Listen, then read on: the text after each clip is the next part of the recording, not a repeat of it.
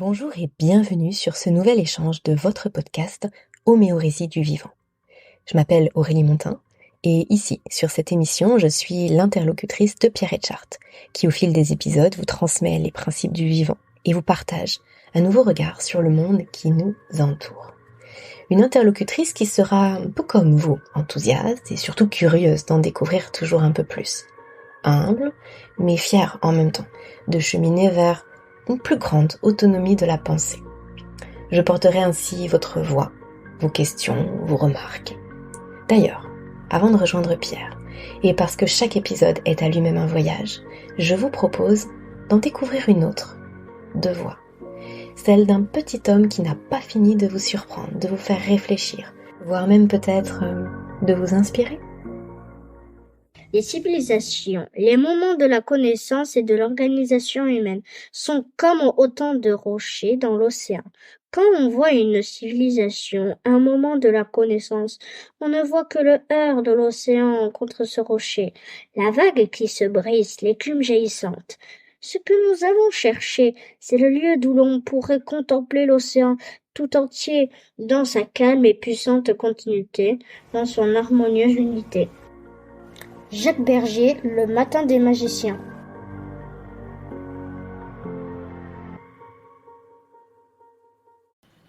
Bonjour Pierre. Bonjour Aurélie. Je suis ravie de te retrouver dans ce nouvel épisode.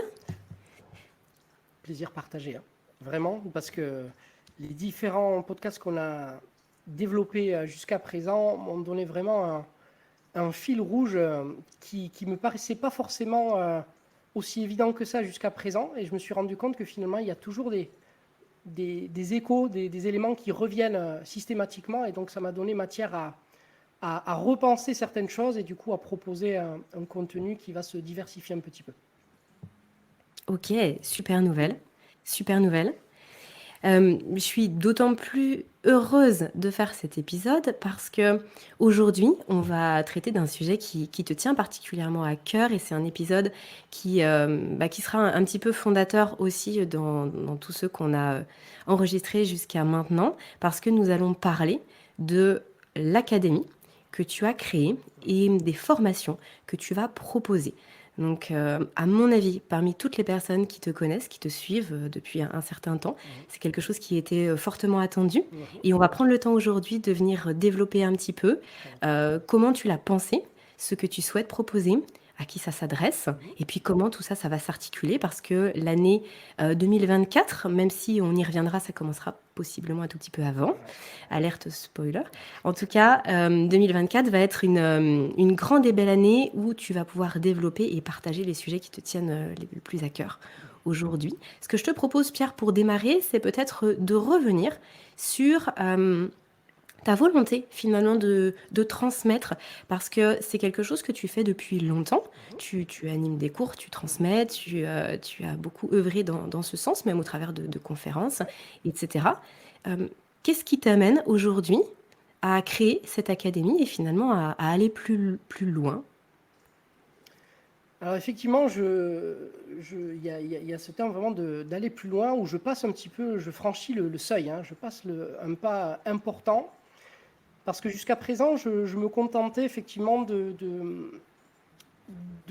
d'amener un petit peu les gens à penser autrement, à essayer de voir un petit peu plus loin que ce qu'on nous enseignait dans différents cours ou dans différentes formations ou même des conférences. Et je me rends compte que depuis 10 ans maintenant que je fais ça, il y a certaines idées qui ont beaucoup de mal à passer. Il y a certaines idées qui ont beaucoup de mal à passer et que les gens ont du mal à structurer une certaine forme de raisonnement qui leur empêche en fait de vraiment mesurer les implications de ce qu'on aborde comme sujet. Et ça, tu sais que c'est un mot-clé vraiment chez moi. Les implications, c'est toujours quelque chose d'important quand on aborde notamment des théories ou des modèles qui nous expliquent le monde dans lequel nous vivons. C'est quelque chose qui permet en fait à tout un chacun, le fait de mesurer les implications, c'est ce qui permet à tout un chacun en fait de s'approprier ce que l'on croit savoir. C'est-à-dire qu'aujourd'hui, quand on assiste par exemple à une conférence ou à un cours, on est souvent dans une position où il y a une personne qui sait et des gens qui ne savent pas. Et on va leur dire, en fait, tout simplement ce qu'ils ne savent pas, et ils auront l'impression, du coup, de savoir. Et c'est ce qui fait, en fait, que d'ailleurs, aujourd'hui, on est dans cet excès de l'information, où, en fait, les gens privilégient une grande quantité d'informations plutôt qu'à une véritable connaissance.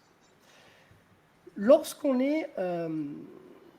développe, par exemple, lorsqu'on fait une formation ou lorsqu'on suit un cursus je dirais même sur plusieurs années, ce que l'on va chercher à obtenir, finalement, c'est souvent ce qu'on demande, ce sont des compétences.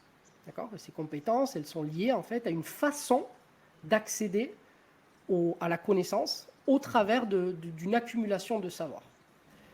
Sauf que ce qui est le plus important, finalement, dans le savoir, ce n'est pas tant ce que l'on croit savoir, c'est ce que l'on fait nous-mêmes de ce savoir. Par exemple, j'apprends, tiens, je vais faire un écho par rapport au dernier cours que je vous ai donné il y a 2 semaines sur la relativité. J'apprends grâce à Copernic, par exemple, que justement le Soleil n'est pas, la Terre en tout cas n'est pas au centre de l'univers et que ce n'est pas le Soleil qui tourne autour de la Terre. Bon, il y a d'un point de vue purement, je dirais, géométrique, déjà une information. D'accord ? C'est-à-dire que quand tu te représentes l'univers, tu sais que tu peux changer de place les éléments dont on parlait. D'accord ?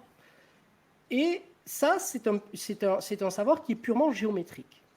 Mais si on s'arrête là, en fait, on n'a pas, à mon sens, on n'a pas passé le véritable pas de ce qui est pertinent en fait dans le savoir.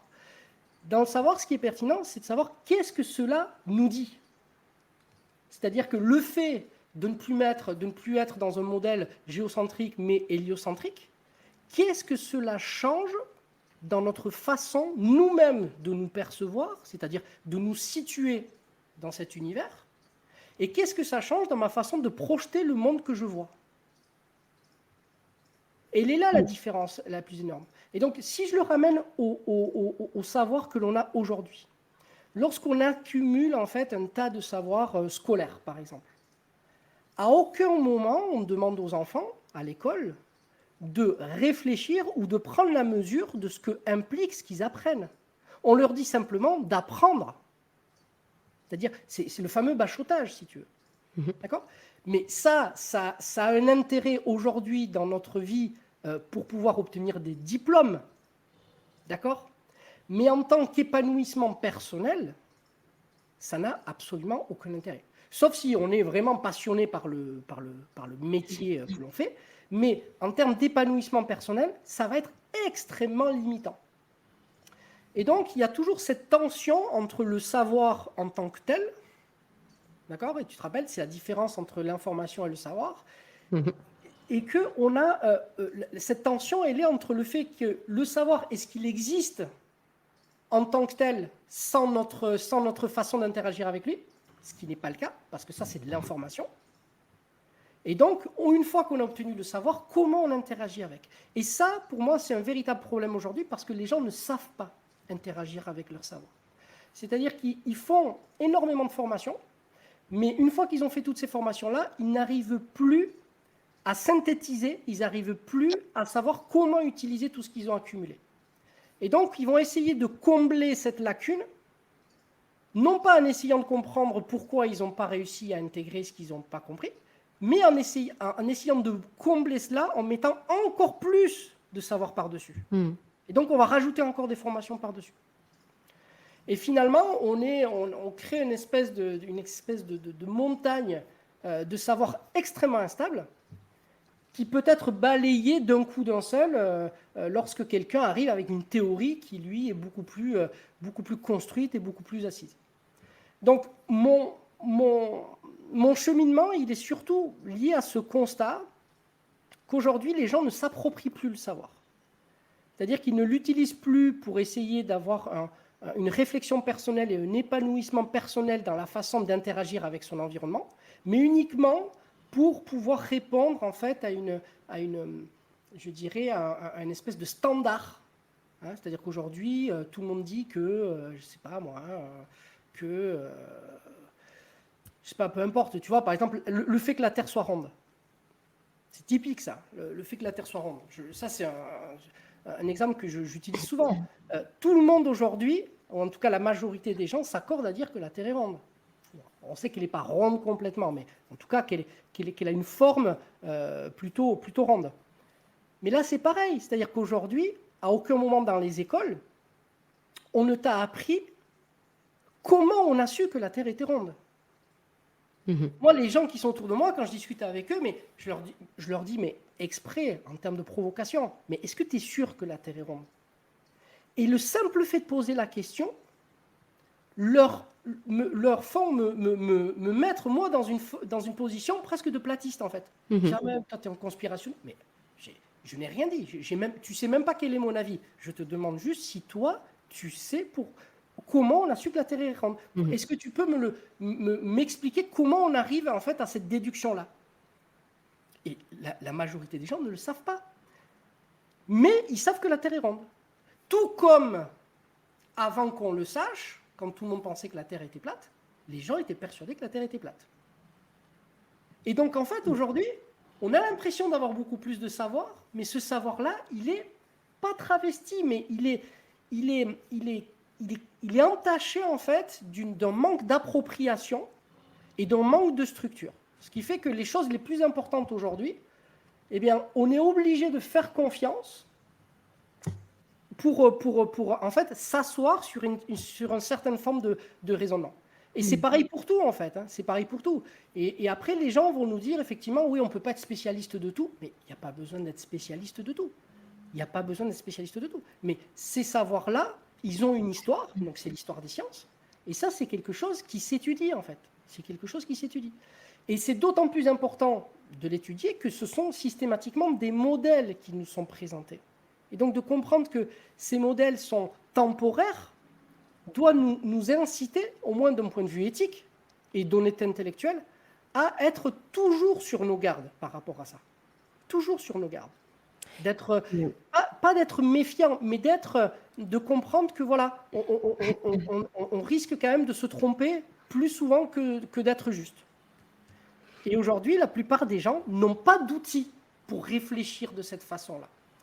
Oui, et n'ont Oui. pas d'outils et pardon, je te coupe Ouais. parce que ça me fait vraiment penser à quelque chose, n'ont pas d'outils et n'ont pas forcément non plus la volonté, ne se disent pas que c'est possible parce que malgré tout dans notre société aujourd'hui, on est extrêmement habitué à ne pas comprendre ce qui nous entoure.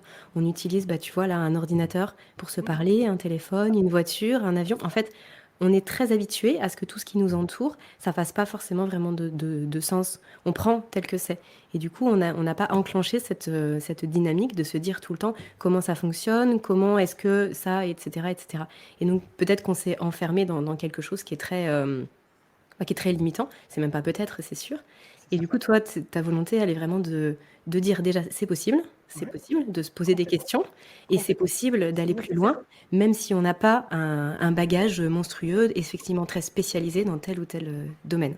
Exactement. Et si tu veux, l'un des corollaires de la situation que j'ai décrite précédemment, la conséquence dramatique, moi, qui m'a du coup amené à proposer ce travail au sein de l'Académie, c'est qu'aujourd'hui, n'ayant pas cette démarche réflexive, les gens ne développent en fait que des opinions et des opinions qui s'affrontent.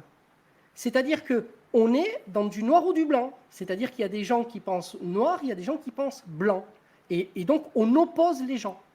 Il n'y a plus de discussion, il n'y a plus de débat, parce que les gens sont dans des opinions.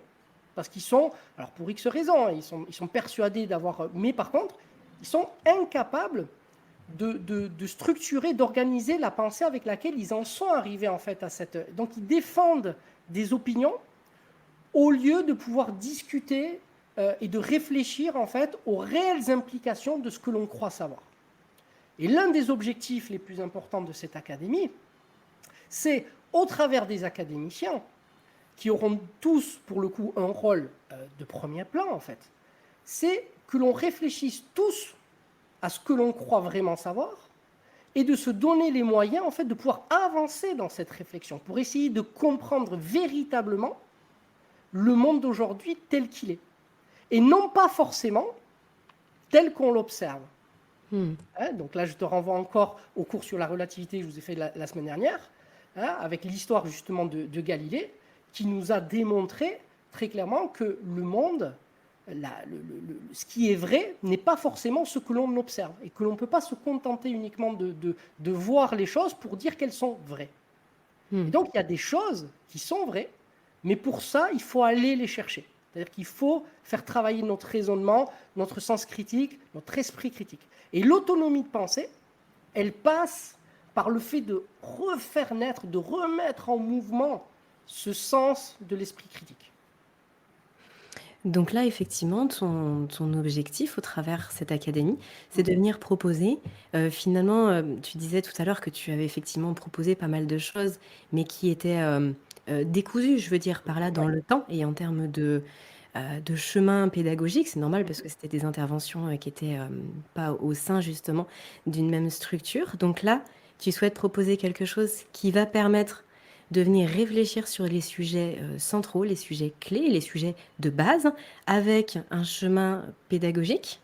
C'est ça. Et si j'ai bien compris, c'est pour toi une formation qui va venir être comme un socle solide sur laquelle, en tout cas sur lesquelles, puisqu'on va y revenir, mais il y a plusieurs formations, vont pouvoir se mettre d'autres formations, mais qui permettra d'avoir un regard critique, mais dans le bon sens du terme, un regard qui permet de se poser des questions, justement, et puis de venir prendre toutes les autres formations qui pourraient venir, parce qu'effectivement, le fait de se former, ça peut être quelque chose de très intéressant, quel que soit le domaine, mais encore faut-il pouvoir vraiment tirer parti de ces formations. Et toi, tu viens donner les bagages intellectuels à ça. Exactement.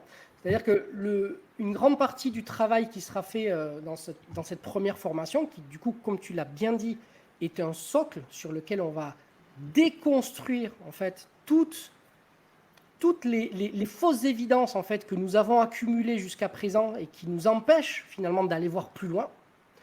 Et ensuite, nous allons reconstruire par-dessus au travers des nouveaux modèles enfin, quand je dis nouveau, c'est pas nouveau, mais quand je parle des nouveaux modèles, ce sont vraiment ce que la science nous a amené par rapport en termes de description par rapport à la réalité. Donc, on parle bien évidemment de la physique quantique, de la relativité, mais on parle aussi donc, de la théorie du chaos, et on parle de toutes les implications que cela a eu par la suite dans le domaine du vivant.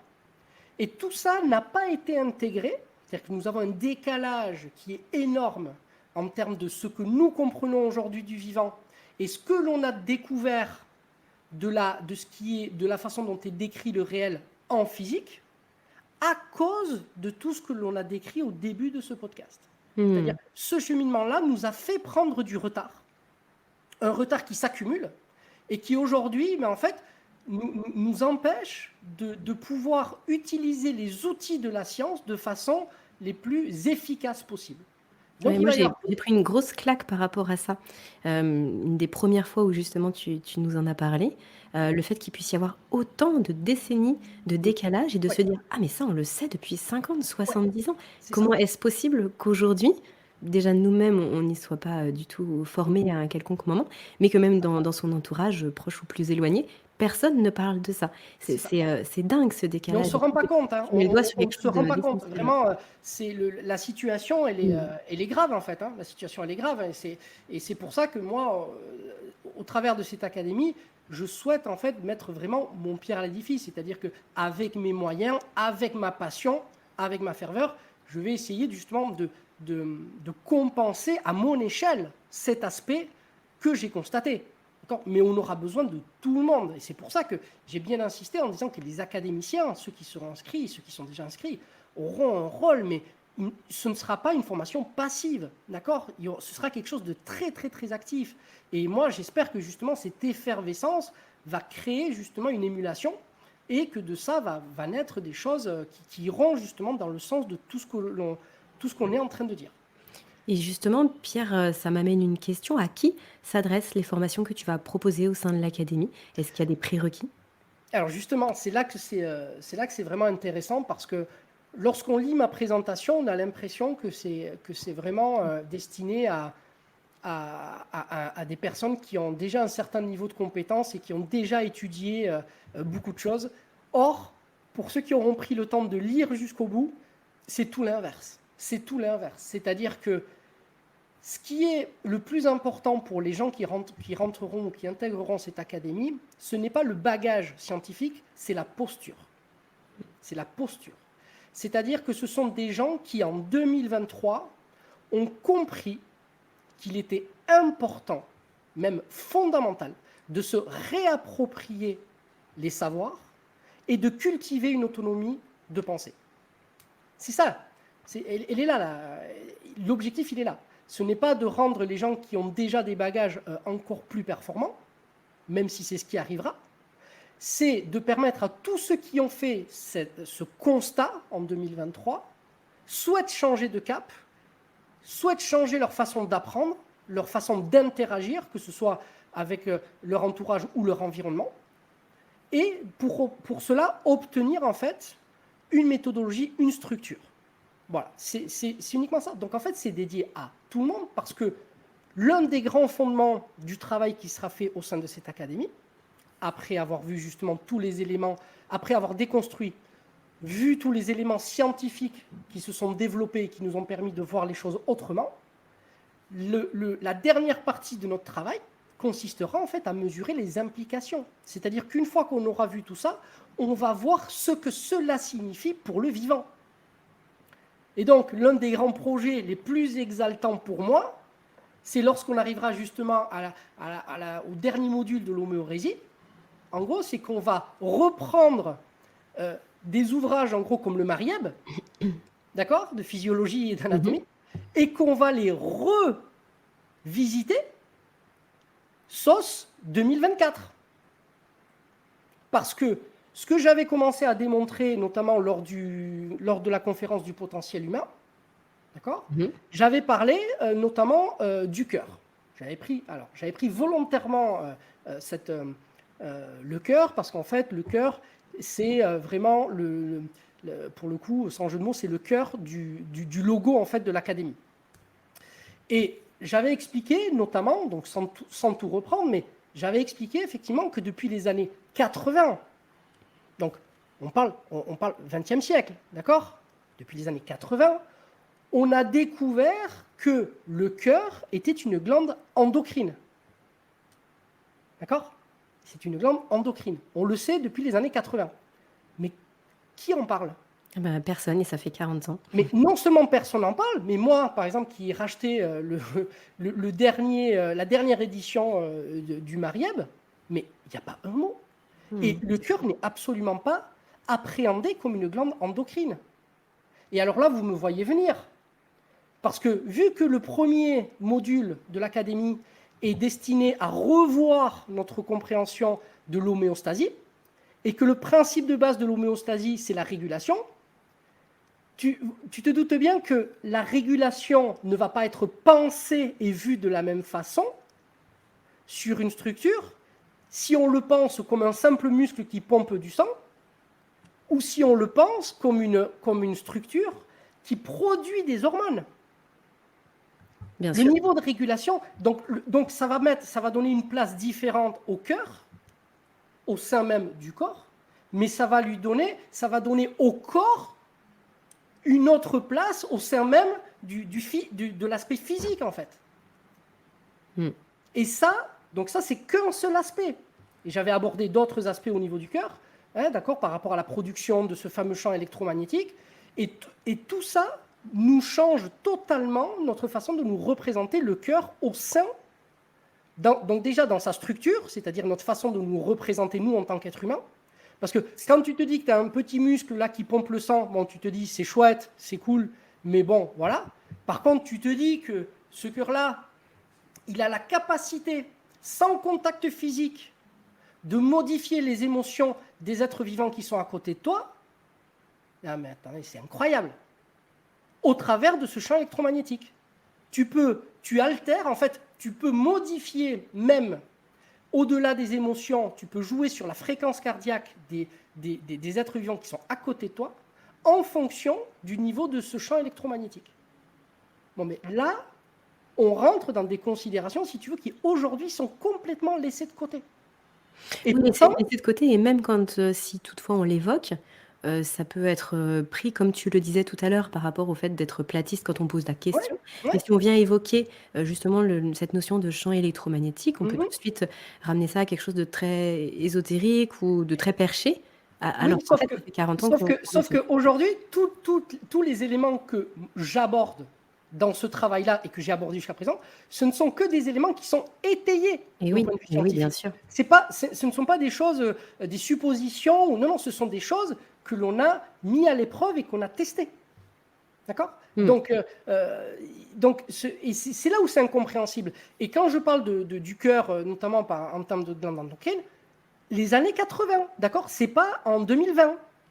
Parce qu'encore, ça serait en 2020, on pourrait se dire, le temps que ça arrive, le temps qu'on fasse... Non, non, depuis le XXe siècle. Donc, ça montre bien, en fait, qu'il y a une scission, un décalage qui est très puissant, et je l'avais évoqué en parlant notamment de ce que disait Jean Stone dans son ouvrage, hein. C'est-à-dire qu'il y a un décalage effarant entre les découvertes dans les sciences dures, donc dans les sciences physiques, et les implications qui sont intégrées ensuite dans les sciences biologiques. Parce que oui, nous dépendons des sciences physiques. Nous sommes nous-mêmes constitués de particules, de molécules, d'atomes, et donc notre fonctionnement dépend de ce que nous dit la science, de la façon dont nous fonctionnons. Et sauf qu'il y a une espèce de scission, c'est-à-dire que les biologistes n'écoutent pas forcément les physiciens, et c'est un vrai problème. C'est un vrai problème. Parce que pendant des années, les physiciens ont dit aux biologistes, attention, faites attention. Les modèles que vous décrivez sont obsolètes par rapport à ce qu'on a découvert. Et il y a certaines personnes travaillant dans le domaine de la biologie, donc même en médecine, qui ont fait véritablement la sourde oreille, qui ont voulu rester dans leur petit carcan, dans leur monde. Sauf qu'ils ont emporté tout le monde avec eux. Parce qu'aujourd'hui, un étudiant qui lit le Marieb pense que ce que l'on sait du cœur, c'est ce qui a marqué là. Et comme en plus c'est une réédition, on se dit que c'est mis à jour. Bien sûr. Eh bien oui. Eh bien oui. Donc, non, il y a un manque d'objectivité dans la transmission du savoir. Et ça nous freine en fait dans notre capacité à nous représenter le monde non pas tel qu'il est, mais tel que nous sommes en capacité de le comprendre en 2023. Oui, comme tu le dis souvent, on ne sait pas tout, mais ce qu'on sait, c'est important. Exactement, exactement. Et ça, c'est vraiment le point clé. Parce que j'entends trop souvent dire que oui, que finalement, en fait, on a l'impression que plus on sait de choses et moins on sait de choses. Ou qu'il y a cette fameuse phrase, tu sais, que la seule chose que je sais, c'est que je ne sais rien. Mais cette phrase, elle est comprise totalement à l'envers. Totalement à l'envers. C'est-à-dire qu'aujourd'hui, on sait énormément de choses.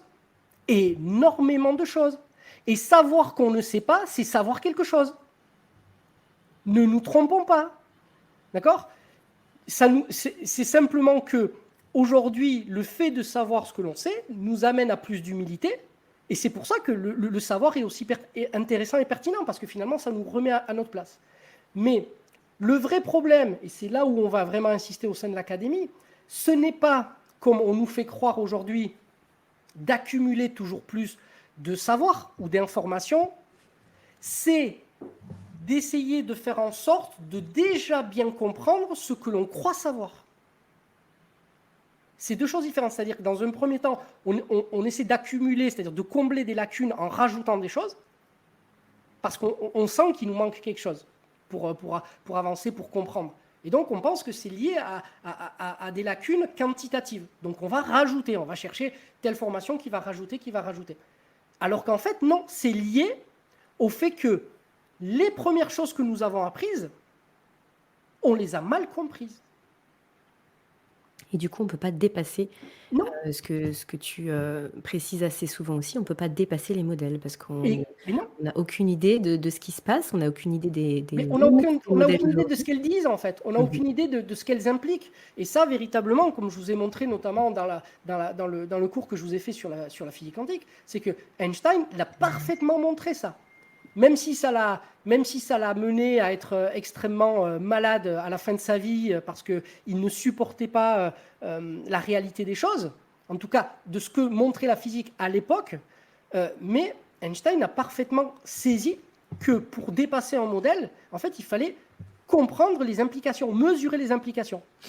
Et ce n'est que ce procédé-là, c'est-à-dire de mesurer les implications, qui nous ont amenés à découvrir l'intrication quantique. Mm. D'accord ? Et ça, on l'a suffisamment travaillé dans le cours que je vous ai fait. L'intrication quantique, il est un peu utilisé n'importe comment pour justifier un petit peu tout et son contraire. Mais quand on étudie l'histoire des sciences, on se rend compte quand même que c'est le raisonnement qui a permis d'arriver à comprendre ça. C'est-à-dire que ce n'est pas la physique quantique qui a amené l'intrication, c'est le raisonnement que l'on a eu au travers la physique quantique qui a amené ça. C'est-à-dire, tu vois bien la différence ? Bien sûr. Et ça nous ramène à ce que je te disais au tout début. C'est-à-dire qu'il y a le savoir. Bon, par exemple, je prends la physique quantique. Voilà, ça nous dit ça. Donc, on prend le formalisme mathématique. Voilà, on prend Schrödinger. Voilà, on prend Heisenberg. On prend Dirac. Et puis voilà, on a le formalisme. OK, ça, c'est une première chose. Mais il y a une deuxième chose. C'est qu'est-ce que nous dit ce formalisme de nous et du monde dans lequel nous vivons ? Et c'est là où il y a eu le grand débat entre Einstein et Bohr sur la nature en fait de la réalité, et qui est mais probablement pour moi le débat le plus passionnant de l'histoire des idées.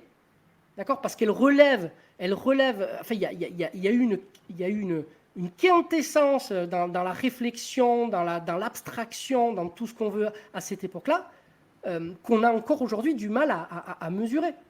Mais là où il faut vraiment insister, c'est que la notion la plus profonde et la plus perturbante de la physique quantique n'est pas issue de son formalisme, elle est issue de la réflexion que nous avons eue sur ses implications.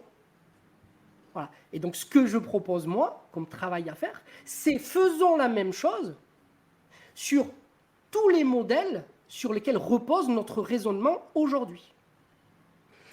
Et comme tu le partages aussi régulièrement, là pour reprendre le débat entre Bohr et Einstein, Ouais. à l'époque, leurs contemporains s'en fichaient royalement parce que justement, ça fonctionnait très bien, que ça répondait aux questions que les gens se posaient à l'époque et ça fonctionnait. Donc pourquoi finalement aller beaucoup plus loin ? Et eux, justement, ont pris le temps de la réflexion sur les implications et sont allés beaucoup plus loin et ça a donné ce que ça donne aujourd'hui. C'est exactement ça. À l'époque, ça n'intéressait absolument personne parce que le formalisme était tellement efficace que seuls les résultats comptaient. Et là, on retombe encore sur ce que je disais tout à l'heure. C'est-à-dire que d'un côté, vous avez les gens qui se satisfont uniquement du savoir, c'est-à-dire ce qu'on obtient, et vous avez deux génies au-dessus du lot, Bohr et Einstein, qui décident de se dire, oui, mais quand même, ça serait intéressant de savoir si ce qu'on dit est vrai avec la physique quantique, si ce formalisme est vrai, ça nous dit des choses sur nous, ça nous dit des choses sur la réalité. Et pas des choses anodines, ça nous dit quand même des choses assez incroyables. Donc ça vaut quand même le coup de s'y pencher un petit peu. Et c'est là, en fait, que les vraies révolutions ont lieu pour ma part. Parce que ce sont ces formes de pensée-là qui nous obligent à aller plus loin et à dépasser les modèles et à rester toujours dans une cinématique constante au niveau de la science et de ne jamais rentrer dans des dogmes. Jamais. Et c'est ça, en fait, qui permet de garantir le fait de ne pas rentrer dans des dogmes, c'est de systématiquement mesurer les implications et de viser toujours au-delà de ce que l'on croit savoir à un instant T. Tu nous as fait un super teasing, Pierre, sur la physique quantique, et puis ça tombe bien parce que l'objet de notre prochain podcast, ce sera justement de s'intéresser un petit peu à cette physique quantique, mais au-delà de ça, ça va être le premier module de la formation au sein de l'académie. Alors, j'en parlais un tout petit peu tout à l'heure, ça va démarrer un petit peu avant 2024, puisque normalement, fin de cette année, donc là, ce podcast qu'on enregistre va être diffusé début novembre, mais du coup, d'ici un mois et demi, il va possiblement, en tout cas, la date, on pourra la reconfirmer, Pierre, Oui, juste après.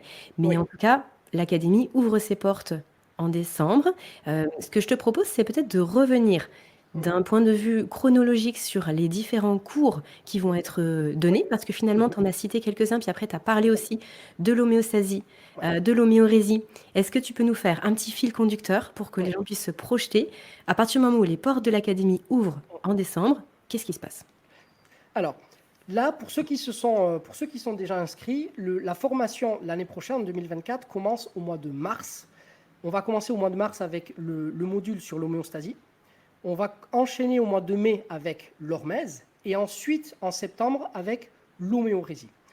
L'un des piliers du travail que l'on va faire pour cette formation va être effectivement de reprendre euh, les grands fondements des sciences du XXIe siècle, donc qui vont s'appuyer sur trois piliers essentiels, qui vont être la physique quantique, la relativité et la théorie du chaos. Et donc, mesurer un petit peu les implications de ces théories et comprendre comment est-ce qu'elles modifient notre façon d'appréhender le vivant et tous les mécanismes qui en découlent. Sauf que ces trois socles, que sont la relativité, la théorie du chaos et la physique quantique, sont des piliers tellement importants dans leurs implications et dans leur nécessité de pouvoir les dépasser peut-être un jour, qu'il était envisagé au sein de l'académie de proposer une formation avant.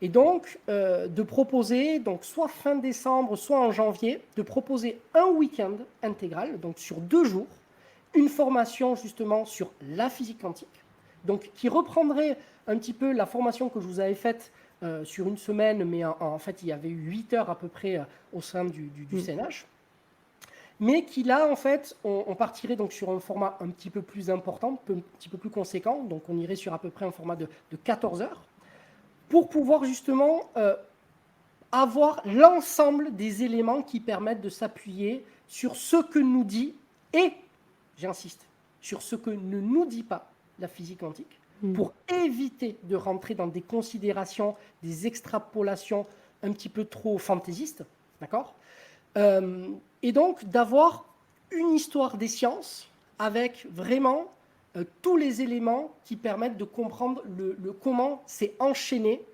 cette odyssée de la physique quantique. D'accord. Donc bien comprendre l'histoire, donc déjà le pourquoi, ensuite appréhender un petit peu le formalisme, savoir ce qu'il nous dit, et ensuite les implications évidemment sur son interprétation. D'accord. Et ça, donc, ce serait effectivement, l'idée, ce serait de le proposer pour ceux qui le souhaitent, fin décembre, début janvier. Et ensuite, il y aura probablement, si on arrive à l'intégrer, un autre week-end où il y aura sur une journée la relativité, donc la relativité restreinte et générale, et ensuite, sur l'autre journée, la théorie du chaos. Voilà, ce sont les trois vraiment éléments qui me semblent être les plus importants, parce que même si ceux qui suivront uniquement la formation, donc à partir du mois de mars, auront les éléments les plus importants de ces trois socles, c'était bien quand même de pouvoir proposer une formation en amont un tout petit peu plus complète pour les gens qui le peuvent et qui le souhaitent, pour pouvoir arriver finalement au mois de mars avec déjà un bagage et puis surtout une digestion faite des concepts sur lesquels nous allons nous appuyer au mois de mars avec l'homéostasie pour commencer à comprendre la nécessité de déconstruire les modèles sur lesquels nous nous appuyons actuellement, surtout en biologie et dans les sciences du vivant. J'aime beaucoup ce terme de digestion Et je trouve qu'il est vraiment très approprié parce qu'effectivement, tu le précisais tout à l'heure, l'académie, elle ouvre ses portes à, voilà, entre guillemets, n'importe qui. Je veux dire, Oui, n'importe quelle tout à fait. personne qui souhaiterait rentrer dans cette dynamique de pensée, d'autonomie de la pensée, sans forcément avoir des bagages en physique quantique notamment. Mais effectivement, ce sont des matières qui nécessitent d'avoir beaucoup de réflexion. Et c'est pas du luxe de pouvoir avoir quelques mois pour digérer, pour reprendre ton terme, et Mhm. puis arriver justement avec à nouveau des nouvelles questions, mais aussi des nouvelles clés de compréhension sur Mars. Donc, je trouve que ça fait vraiment sens. Mhm. Euh, c'est un format vidéo, c'est un format présentiel, puisque tu nous avais dit que pour les modules homéostasie, hormèse et homéorésie, ce serait 3 semaines en Oui, présentiel. oui, Comment tout à fait. tu envisages là, du coup, les 3 plus petits modules Alors, avant Mars? alors, pour le coup, les plus petits modules, eux, seront filmés. Seront filmés pour que les gens qui ne peuvent pas se déplacer puissent quand même y avoir accès. Mais toujours de la même façon, c'est-à-dire que moi, je suis un grand partisan du live, du vivant, de l'interaction, et surtout ceux qui auront la possibilité de se déplacer, ça sera l'occasion pour nous de vivre simplement un moment incroyable en fait, parce que on va partager ça ensemble, et le fait d'interagir, on va pouvoir raisonner ensemble, on va pouvoir échanger ensemble, et on va pouvoir se poser des questions ensemble. Chose qui malheureusement ne sera pas possible pour les gens qui le verront uniquement en vidéo. D'accord? Mm. Donc moi j'invite vraiment à tous ceux qui le souhaitent à venir vivre ça en live, tous ensemble, parce que ce sera une fête, parce que ça sera l'occasion de s'émerveiller d'une façon totalement inédite. Et puis, du coup, ça m'amène à reparler du terme d'académie. Oui. Alors, on en avait certes parlé dans certains podcasts précédents, mais j'ai envie qu'on y revienne aujourd'hui parce que déjà, ça Ouais. s'y prête. Et puis, justement, là, ce que tu dis, ça fait écho à ça, au fait. Hein. C'est aussi cette synergie et cette possibilité d'échange sur le moment, ça fait écho à pourquoi tu as choisi le terme d'académie et à quoi ça fait référence. Mais le terme académie, il a vraiment été posé justement par Platon. Et Platon, il avait un souhait, c'était de pouvoir réfléchir sur justement la notion de savoir. Et ça renvoie vraiment à tout ce qu'on vient d'évoquer. Hein. C'est-à-dire que euh, Platon avait une façon de voir le monde euh, qui fait que pour lui, le monde était divisé en deux. Il y avait le monde d'une part, il y avait le monde des idées, et il y avait, on va dire, le monde plus des objets, ou le monde des interactions. Et donc, il avait conscience que pour accéder à une certaine forme de vérité, il fallait outrepasser, il fallait dépasser euh, le simple niveau d'interaction que l'on peut avoir avec le monde. C'est-à-dire que notre façon d'interagir avec le monde se fait par nos sens, et donc nous sommes limités pour appréhender la réalité par ce que nos sens sont capables d'interpréter. D'accord? C'est-à-dire que toutes les informations que nous avons du monde qui nous entoure n'est pas une information brute. C'est-à-dire que c'est une information qui est interprétée. D'accord? Chimiquement, dans notre organisme, on reçoit des informations, et cette information est réinterprétée par notre cerveau pour nous donner une information. Et du coup, il y a toujours un décalage en fait entre ce qui est et ce que l'on perçoit.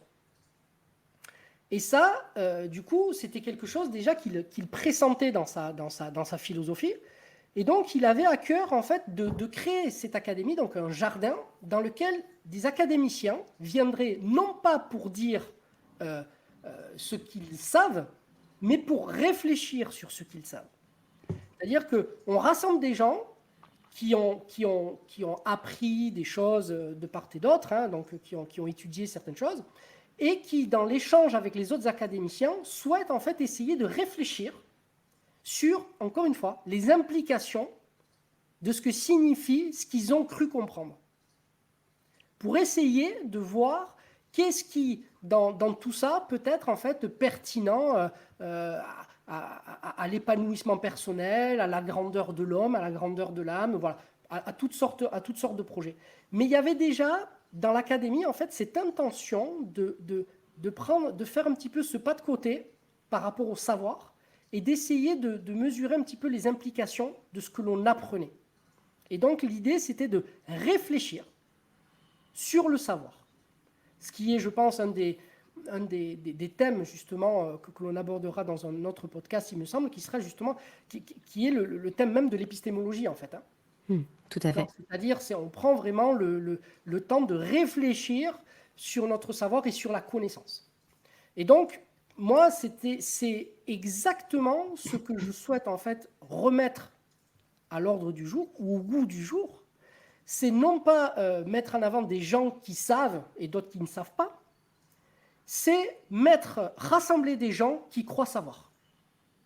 Voilà, tout simplement. Et essayer dans une envie en fait de découvrir toujours plus les secrets que recèle la vie finalement, mais en fait de découvrir tous ensemble ce que le monde en fait a à nous offrir par rapport à cet accès à la réalité de ce monde. Donc cette académie, le nom est vraiment un hommage à cette façon de penser qui pour moi est vraiment précurseur et qui remet la place de la pensée humaine en fait au premier plan par rapport au simple savoir. Et puis qui permet de renouer aussi avec un vrai émerveillement du monde, parce qu'on a été quand même dans une période une sorte de désenchantement depuis un certain temps.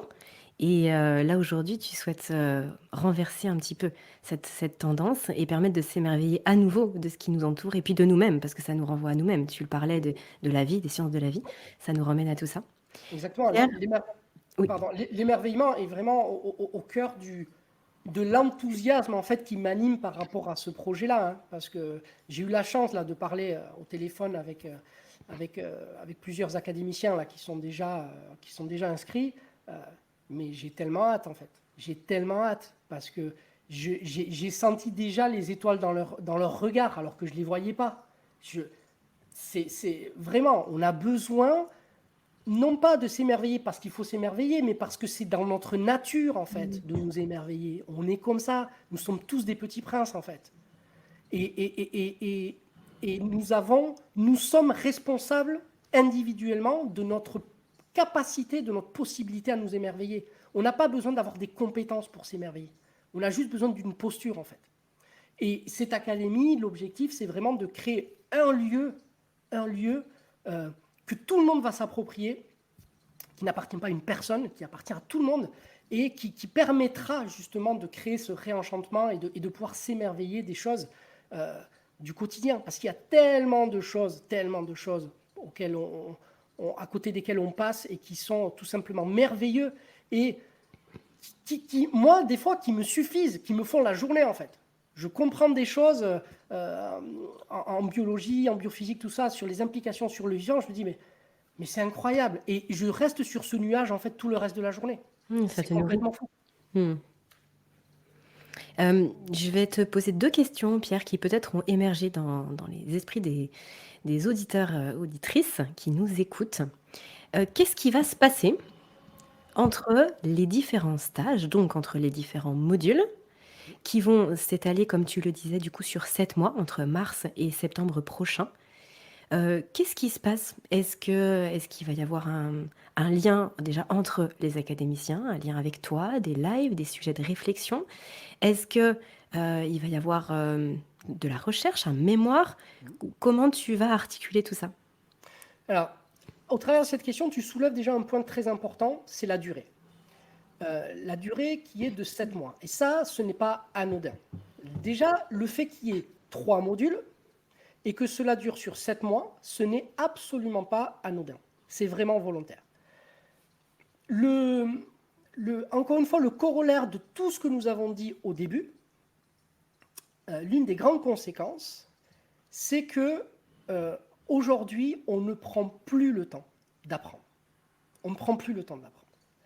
C'est-à-dire qu'on est face à une consommation par rapport à l'information et au savoir, et on a l'impression que ce qui va nous nourrir, en fait, c'est une accumulation, donc une quantification finalement, et non pas une qualité. Et Et on le voit, hein, c'est-à-dire que ça, c'est pas quelque chose qui touche uniquement, qui nous touche nous à notre niveau, c'est à toutes les strates, hein. On le voit même dans le monde de ceux qui sont dans des laboratoires, qui font de la recherche.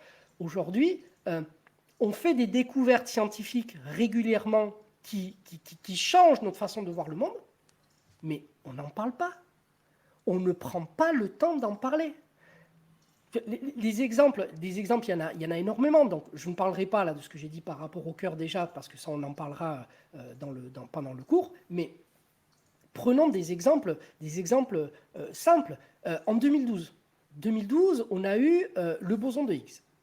D'accord ? Le boson de Higgs, d'un point de vue historique, déjà, c'est révolutionnaire. C'est-à-dire que dans l'histoire des sciences, la façon dont ça s'est passé, rien que ça mériterait de prendre un temps fou parce que ça renvoie à la même façon que Galilée, tu te rappelles, par rapport à Aristote, qui dit, donc Galilée dit, ok, pendant 2000 ans, vous vous êtes accordé pour dire que l'observation étant correcte, ça veut dire que c'est ce que l'on voit est vrai, mais est-ce que vous en êtes vraiment certain? Et donc, il a fallu quand même 2000 ans pour que quelqu'un se pose la question par rapport à ça. Et dans l'histoire du boson de Higgs, en fait, c'est exactement pareil. Exactement pareil. Et l'histoire se répète. C'est pour ça que l'histoire des sciences est fondamentale. L'histoire se répète, et dans le cadre du boson de Higgs, on a prédit des décennies à l'avance l'existence de quelque chose au travers de l'abstraction, en fait. On a réussi à prédire l'existence de quelque chose grâce à quoi? Grâce aux implications des modèles qui existaient, encore une fois. Et les gens, donc Higgs et les deux autres personnes donc, qui ont obtenu le prix Nobel, qu'est-ce qu'ils ont dit lorsqu'on a essayé justement d'expliquer, donc en fait le boson de Higgs, sans rentrer dans les détails, concerne en fait l'origine de la masse. Et donc ces personnes-là ont rappelé l'histoire justement de Galilée, en disant mais rappelez-vous de ce que disait Galilée, que justement on peut avoir raison contre les faits. C'est-à-dire qu'on peut mal interpréter les faits et donc donner des propriétés aux faits qu'en fait elles n'ont pas. Et donc ils ont postulé quelque chose à partir de ça qui s'est avéré vrai plusieurs décennies après, qui a complètement transformé, et là pour le coup révolutionné, notre façon de comprendre la masse, qui jusqu'à présent était une propriété finalement intrinsèque en fait à chaque structure, et on s'est rendu compte que non, que la masse ne préexistait pas, que c'était une interaction avec ce fameux donc champ de Higgs qui permettait en fait aux structures d'obtenir de la masse. Bon, bref, tout ça pour dire que ça, moi j'en parle pendant 5 minutes, mais en 5 minutes on ne dit rien d'intéressant. Et c'est ce qui s'est passé lorsqu'il y a eu le boson de Higgs, lorsqu'on l'a découvert. Dans les journaux, ils en ont les émissions les plus, je dirais les plus longues duraient peut-être 10 minutes sur le boson de Higgs. Mais en 10 minutes, on ne dit rien d'intéressant. Même 1 heure, on ne dit rien d'intéressant. Parce qu'on n'explique pas les tenants et les aboutissants. Là, tout ce qu'on vous dit, c'est que non, en fait, la masse, ce n'est pas une propriété intrinsèque. Voilà, c'est ça que vous devez comprendre. Mais ce n'est pas ça qui est intéressant dans l'histoire de Higgs. Dans l'histoire de Higgs, ce qui est intéressant, c'est comment on en est arrivé à le découvrir. Tout comme l'intrication. D'accord ? Tout comme la chute des corps pour Galilée. C'est toujours la même chose, en fait. Mais on ne retient pas, en fait, les leçons de l'histoire. On ne retient pas les leçons de l'histoire. Et donc, là, le fait qu'on ne prenne pas le temps pose problème parce que pour apprendre les choses, il faut du temps. Il faut du temps. Il y a un processus d'intégration qui se fait et ça demande du temps. Et donc, moi, je me suis refusé, pour une première formation, de faire une formation rapide. Parce que là, on va déconstruire beaucoup de choses et donc il faut respecter le temps de digestion de ces informations-là. Parce que comme les gens vont se réapproprier un savoir, la formation ne va pas consister à leur faire apprendre par cœur quelque chose, ou moi, à leur imposer ma vision du monde. Non, pas du tout. Ils vont accéder en fait à des raisonnements, à l'histoire des sciences finalement, à ce qui s'est passé, pour qu'ils puissent profiter des enseignements en fait des géants qui nous ont précédés, tous les géants qui nous ont précédés, pour qu'on puisse profiter de ça. au lieu de reproduire les mêmes erreurs et de se rendre compte à 60 ans, ah oui, tiens, finalement, on s'est trompé. Mais ça, il s'est passé la même chose auparavant. Donc, on peut gagner du temps par rapport à ça. Et comme moi, personnellement, en fait, j'ai vraiment envie de découvrir au maximum ce que le vivant a à nous dire, j'ai envie d'avancer. Mais je sais que je n'avancerai pas seul. Donc, je veux qu'on avance tous ensemble pour aller encore plus loin. Donc, il faut du temps. Et le fait qu'il y ait 3 modules et que ça s'étale sur 7 semaines, c'est justement pour déconstruire cette façon de consommer le savoir. Oui, sur 7 mois. Toutes ces formations... Alors, attention, je ne les critique pas sur le fond, je critique la forme. Toutes ces formations qu'on voit sur Internet, là, qui durent je sais pas moi, qui durent même moins d'un week-end, quoi, tu vois, et qui s'arrêtent à ça. C'est-à-dire qu'à partir de ça, on te dit que tu vas avoir des compétences et que tu vas pouvoir faire... Mais en fait, c'est pas possible. C'est pas possible. Et aujourd'hui, ça pullule. Ça pullule. Moi, la formation que je vais faire sur un week-end sur la physique quantique, ça va être un outil. C'est-à-dire que ça ne s'arrête pas là. C'est pour permettre par la suite de pouvoir bâtir quelque chose. D'accord? C'est-à-dire que ça s'intègre dans ce qu'on va faire sur les 7 mois par la suite. Et du coup, justement, pendant ces 7 mois, pendant ce temps d'intégration, qu'est-ce qui va se passer du coup entre les académiciens et avec toi? Eh bien, ça va être toute la magie justement du vivant. C'est-à-dire qu'il n'y a aucune chose, aucun élément qui est prédéfini. Ce sera en fonction de l'émulation qui va être créée au sein des académiciens et en fonction des besoins de chacun. Moi, personnellement, à titre personnel, je fais de la recherche. Donc, tous ceux qui voudront venir avec moi et s'embrigader justement dans certaines... Parce que j'ai des axes de recherche, j'en ai plein en ce moment. Donc, s'il y en a qui veulent l'intégrer, parce que leur mode de vie actuel le permet, c'est-à-dire qu'ils n'ont pas forcément de famille, ils ont du temps libre et tout ça, génial, on fonce, on prend. Mais toutes les personnes qui sont avec des vies de famille, qui ont déjà un travail et qui ne peuvent pas, mais il n'y a aucun problème. C'est-à-dire qu'ils auront uniquement avec les modules que l'on fait, les outils pour pouvoir les utiliser après à leur rythme et quand ils le souhaitent.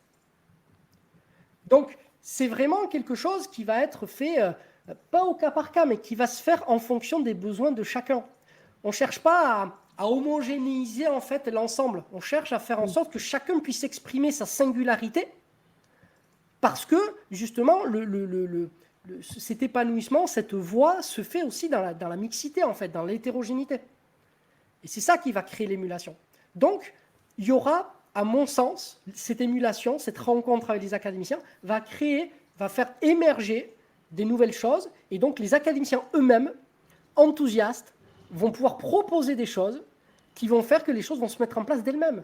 Donc, il va y avoir des groupes qui vont se créer, des groupes de recherche ou pas, des groupes de lecture. J'en sais rien, mais ce qui est clair, c'est qu'au vu des sujets que l'on va aborder, il va y avoir une émulation et les choses vont émerger d'elles-mêmes.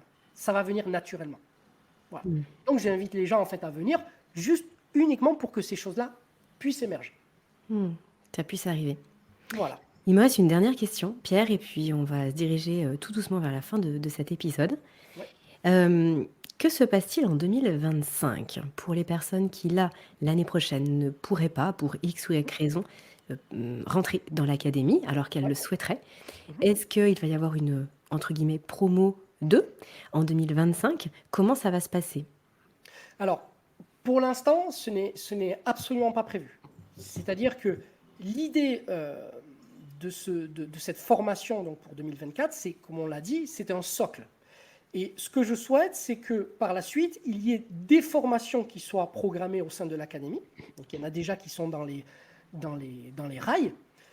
Mais ces formations-là, en fait, seront dans l'esprit de ce que ce qu'on aura construit finalement avec cette première formation. Et ce qui sera le plus intéressant à mon sens, c'est de permettre du coup à des gens de venir proposer des formations qui permettront d'aller plus loin dans le raisonnement que l'on aura déjà commencé à créer. Et donc, dans ce cadre-là, je ne sais pas dans quelle mesure est-ce qu'on pourra refaire une redite de cette formation-là. Je ne sais pas. Alors, je ne dis bien entendu, je ne dis pas qu'il n'y en aura pas, mais il faut bien se rendre compte que là, on est sur une formation qui dure 7 mois. Et si je veux intégrer d'autres formations par la suite, ça sera difficile de tout cumuler. Donc, il ne faut pas rater. L'année prochaine, donc la formation là, des académiciens qui sont déjà inscrits, il est certain que pour moi, 2024, je vais faire quasiment que ça, en fait. C'est-à-dire que je me consacre à ce travail-là et à accompagner ce groupe vraiment à changer les choses, finalement. Je ne sais pas, je ne suis pas en mesure aujourd'hui de dire si je serai capable, l'année suivante, de refaire la même chose. Voilà, je ne peux pas savoir. Peut-être que oui, tout dépend de comment ça va se faire. Mais comme je veux mettre d'autres formations et des informations qui me tiennent vraiment à cœur, parce qu'il y a tellement de choses à amener, à proposer, à apporter, que j'aimerais que justement que les académiciens et les autres puissent profiter justement de ces formations-là dans les années à venir. Donc là, on reste un petit peu dans l'expectative. Ok. Donc oui, il ne faut pas rater le train. En tout cas, pour les personnes là qui seraient Ouais. très motivées, Oui. et pour qui tout ce que tu viens de dire, ça résonne, il Oui. ne faut pas rater le train. Oui. Parce que là, c'est une belle aventure qui démarre. Non, c'est maintenant que ça se passe. Surtout que moi je vous le dis, hein, j'ai eu les autres académiciens au téléphone. On a tous tellement hâte. Rendez-vous compte que là, on est en train de construire quelque chose, de créer quelque chose de nouveau. Il n'y a rien de plus excitant en fait d'aller à l'aventure de quelque chose qui a créé de A à Z. Donc tout le monde voilà, on va créer un microcosme là qui est extrêmement, c'est très enchantant. Rien que ça, rien que l'idée de construire ce petit monde-là est très très très stimulant. Donc oui, moi j'invite vraiment à tous les gens à qui ça parle de passer le pas maintenant et d'utiliser vraiment cette année 2024 pour que nous fassions ce voyage ensemble. Merci beaucoup, Pierre. Je te propose qu'on s'arrête là pour cet épisode. Je précise que dans la description du podcast, je mettrai les dates quand elles seront fixées, que ce soit les différentes dates des stages pour la formation de 7 mois, mais aussi les dates des week-ends qui sont un peu en préambule, on va dire, de la grande formation. Je mettrai aussi le lien de ta conférence. Tu parlais du cœur tout à l'heure, ta conférence que tu as animée au Festival du potentiel humain. Oui, les gens et du coup, puissent, si je peux juste faire une parenthèse, c'est que là, la première partie donc, est une introduction qui est scientifique pour poser le cadre scientifique dans lequel on aborde le terme de potentiel. Et la deuxième partie, donc, qui va traiter justement du cœur et de l'esprit, vous avez dans cette deuxième partie-là l'essence de ce que nous allons faire en fait au sein de l'académie. Voilà. Donc, pour ceux qui veulent avoir une idée un petit peu plus précise de ce qui se fera, en fait, mais c'est ça, sauf que ça, on va l'étendre à tous les systèmes du corps. C'est-à-dire qu'on va revoir, non pas que le cœur, mais on va revoir tout le système en fait, cardio-pulmonaire, on va revoir tout le système veineux, sanguin, voilà, tout ce qui est lié en fait au vivant va être revu et revisité dans la même dynamique que ce que j'ai proposé lors de cette conférence. Super, et bien comme ça, le lien sera mis, tout le monde pourra s'y référer pour les gens qui ne l'auraient pas encore visionné. Je te remercie, Pierre, Merci et je beaucoup, te dis à très vite pour un prochain épisode. À très bientôt. Cet épisode touche à sa fin. Bravo à vous de nous avoir suivis jusqu'ici. J'espère que ça vous aura plu, que ça vous aura apporté ce que vous étiez venu y chercher, voire même beaucoup plus. En tout cas, vous pouvez retrouver le travail de Pierre en descriptif de cet épisode. Vous allez avoir tous les liens pour pouvoir creuser, aller plus loin et puis toujours entretenir votre autonomie de pensée. Vous pouvez également soutenir le podcast en partageant à vos proches tout simplement. Puis ça peut être sympa d'en discuter ensemble aussi. Ou alors en mettant 5 petites étoiles sur iTunes ou sur votre plateforme d'écoute. Je vous dis à très bientôt pour un prochain épisode. N'oubliez pas de partager le podcast et de mettre plein de petites étoiles. C'est vraiment important, les étoiles.